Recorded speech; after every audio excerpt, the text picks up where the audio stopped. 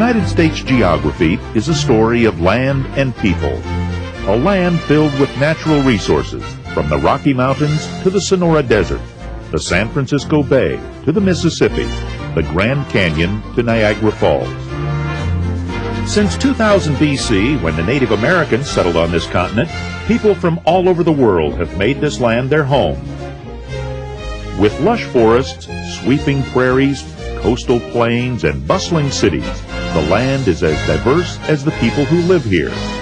North to south, east to west, each region of the United States is a piece of living history, shaping the heart and soul of the nation from sea to shining sea.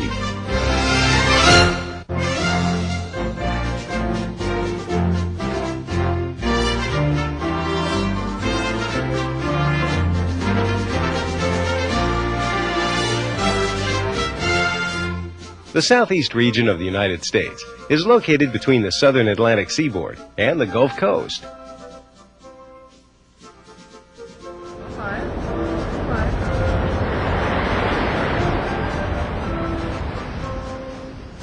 It's known for the beauty of its coastal areas,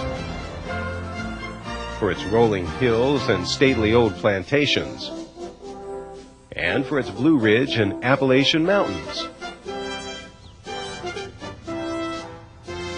The land and the climate have shaped the historical and economic development of the Southeast and have molded the character of its people. He's up here. Here, grab the rock. Grab the rock. Start reeling.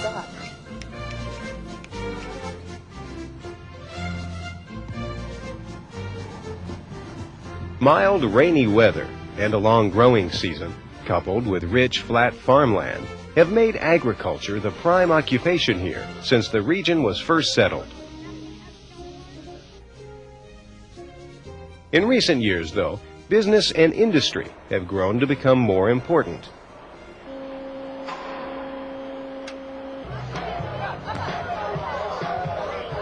The relatively warm winters draw many tourists and retired people, and the population is growing rapidly.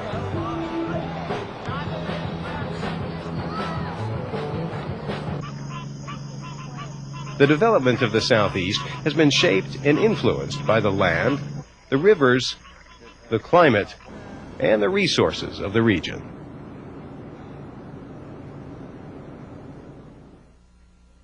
Twelve states make up the Southeast region. Virginia, North Carolina, South Carolina, Georgia, and Florida all have coastlines on the Atlantic Ocean. Florida's west coast, however, faces the Gulf of Mexico. Alabama, Mississippi, and Louisiana also share a coast on the Gulf of Mexico. The remaining four states, Arkansas, Tennessee, Kentucky, and West Virginia, are inland, with no coastline. They are connected to the Gulf, though, by a good system of rivers, including the Ohio River, which forms much of the northern boundary, before connecting with the Mississippi River. Besides the Atlantic Ocean and the Gulf of Mexico, the region is bounded by the states of Maryland and Pennsylvania on the northeast, Ohio, Indiana, Illinois, and Missouri on the northwest, and Oklahoma and Texas on the west.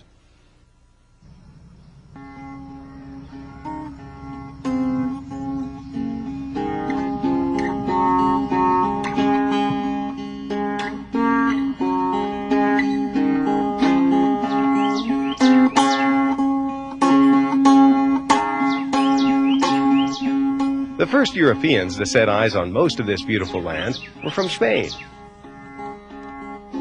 Ponce de Leon explored much of Florida looking for the Fountain of Youth. In the 1540s, the Spanish explorer Hernando de Soto crossed the lands from Georgia to Arkansas.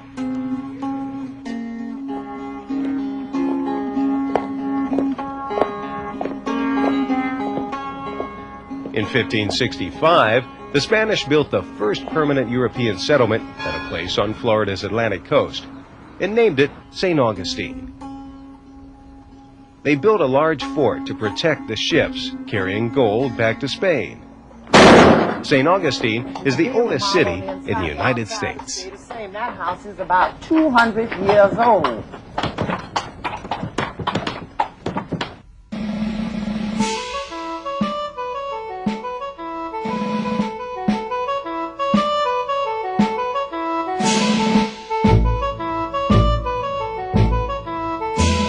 first English settlement was attempted by Sir Walter Raleigh in 1585 when he established a colony on a North Carolina island. But a year later, the colony was found abandoned. The fate of the 121 settlers is still a mystery, and the settlement has become known as the Lost Colony.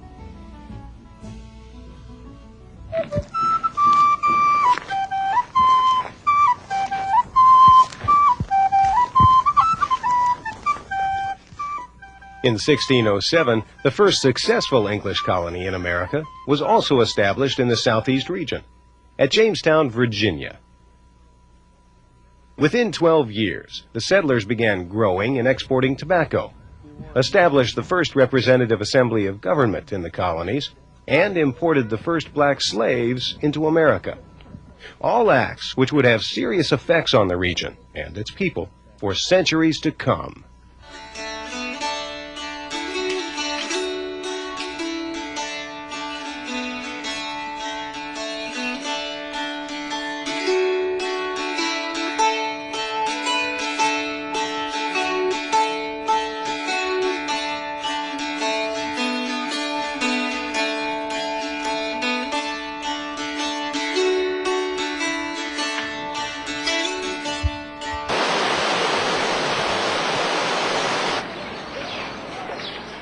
What was it about the southeast region that attracted the earliest explorers and colonists?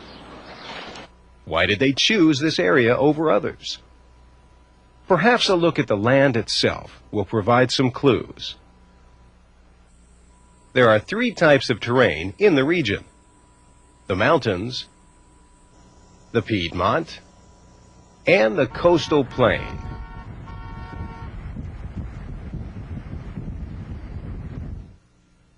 The Appalachian Mountain Range extends from western Virginia, southwest, to northern Georgia and Alabama. The eastern edge is known as the Blue Ridge Mountains. The Piedmont is an area of low, rolling hills at the foot of the mountains. Piedmont is a French word meaning foothills. Except for the Ozark Mountains in Arkansas, all the rest is coastal plain, a low, relatively flat area perfect for agriculture. Vegetables and food crops grow abundantly. But certain crops grew so well here that they came to dominate agriculture.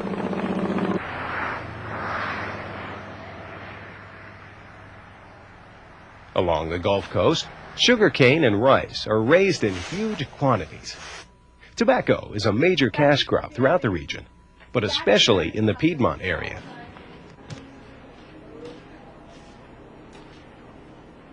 Of course, the king of all crops in the southeast is cotton. So important to the region since the earliest days, it's been called King Cotton. Much of the southeast region has been known as the land of cotton. Huge plantations were established to grow cotton. Plantations are large farms that grow a single crop.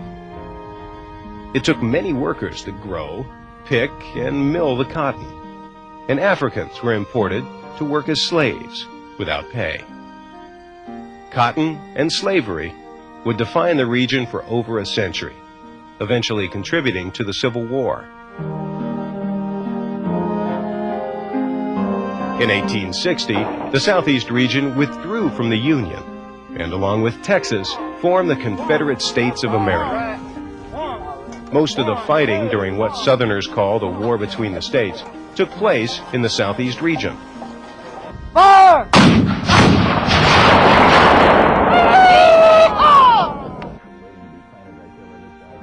The war began in the harbor of Charleston, South Carolina, with the bombardment of Fort Sumter.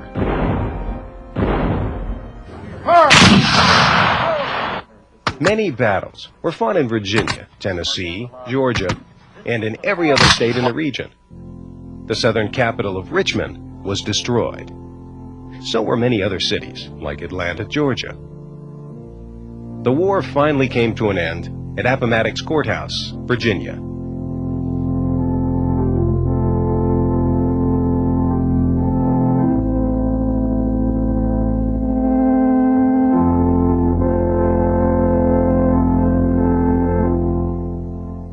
Slavery was abolished, but cotton was still king. Growing only a single crop, however, used up the soil. Cotton no longer grew well. The entire economy faced ruin until one man came up with a solution. Growing peanuts in alternate years could renew the soil, but nobody wanted the peanuts. They were only used to feed the pigs. George Washington Carver, an African-American born into slavery and later freed, came up with over 300 uses for the peanut. He saved the cotton crop and established another huge cash crop for the Southeast region's farmers. Another major industry is fishing. The coastal waters of the Atlantic and Gulf of Mexico and the many rivers of the coastal plain are full of fish. Fishing is an occupation for many, but for others, it's simply a way to put food on the table. The warm waters in the bays along the Atlantic coast spawn many shellfish, such as oysters and clams. Shrimp are a big part of the economy along the Gulf Coast. In the foothills or Piedmont area of the region, farmers raise mostly vegetables, fruit trees, stock animals, and tobacco. In the mountains, agriculture gives way to timber and mining. Baseball bats are just one of the many timber products manufactured in the region. Gemstones like rubies and emeralds are mined in Tennessee and North Carolina. Diamonds are found in Arkansas's Ozark Mountains. But the most valuable product of mining in the region is coal. Hundreds of millions of tons of coal are taken out of the mountains of Kentucky and West Virginia each year. Coal is burned to make electricity and run factories. Much of it is sold to other countries. The rivers of the region provide excellent shipping routes to international ports. There are many short rivers which drain water from the mountains into the Atlantic Ocean and the Gulf of Mexico. But for transportation, there are three major river systems. The Ohio River, with its tributaries, and the Tennessee River system connect with the country's largest river, the Mississippi, which flows through the region to the Gulf of Mexico.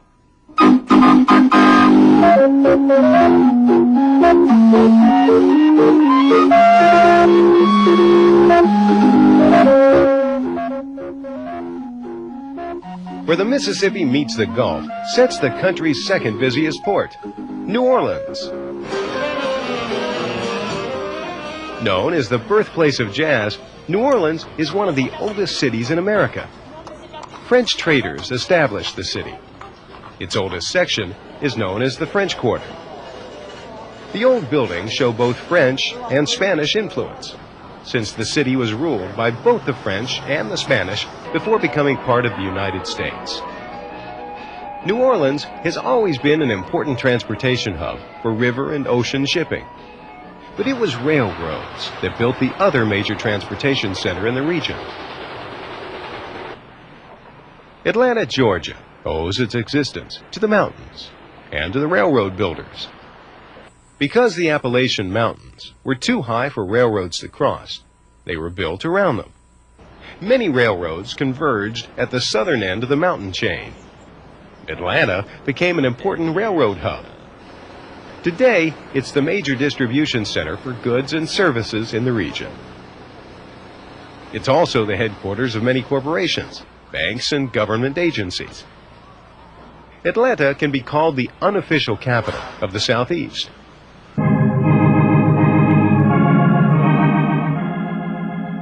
Atlanta's Ebenezer Baptist Church is a landmark of the historic civil rights movement of the 1960s. While pastor there, Martin Luther King led the fight for freedom and equality for Black Americans.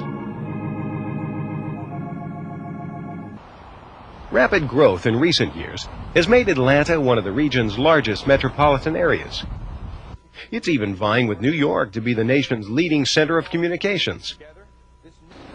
Atlanta is a dynamic, world-class city, but only one of many important cities in the region, like Orlando, as well as Miami, Tampa, and Jacksonville in Florida, Columbia, South Carolina, Charlotte, North Carolina, Richmond, Virginia, Louisville, Kentucky, Nashville and Memphis in Tennessee, Little Rock, Arkansas, Baton Rouge and New Orleans in Louisiana, Mobile and Birmingham in Alabama, and Jackson, Mississippi. Most of these cities are growing business and manufacturing centers. After the Great Depression of the 1920s, manufacturing began to replace agriculture as the dominant force in the economy. The many rivers in the area provided both power and transportation, and the cost of labor was lower than in the north. Textiles, paper, and furniture became important products throughout the region. Motor vehicles, computer parts, and machinery are also manufactured. Another important part of the economy today are the service industries, from home building to tourism, which benefit directly from the climate of the Southeast. Many people are moving here and vacationing here because of the warmer temperatures. Although the northern part of the region can see harsh winters, the southern part, along the Gulf Coast and throughout Florida, rarely freezes. Farmers in central Florida can grow crops the year round. Oranges are a major crop, along with vegetables, which are shipped north during the winter. Vacationers flock to the warm waters and sunny beaches of the Gulf and Atlantic coasts. In the winter, though, only South Florida is warm enough for swimming. Miami Beach is popular with tourists from all over the world. Miami is one of the largest cities in the region and is located near the southern tip of the Florida Peninsula. It's the closest U.S. city to Central and South America and has become the gateway to Latin America. Many Cubans and other Spanish-speaking Latin Americans have immigrated here. Two very unique geographic features are located near Miami. To the west lies the Everglades Swamp, which covers much of southern Florida. And to the south, a string of tiny islands called keys stretch into the ocean. Connected by bridges or causeways, the islands of the Florida Keys form a highway leading to the largest island, Key West. It's still a small tropical port town, but Key West is under pressure because so many people want to move here. The Everglades is a swampy wetland filled with marsh grasses. It's actually a river that is 50 miles wide and only 6 inches deep, flowing slowly into the ocean.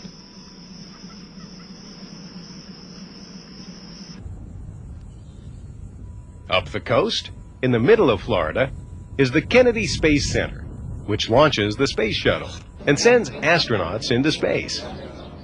The Space Center has fostered many high-tech industries throughout the region.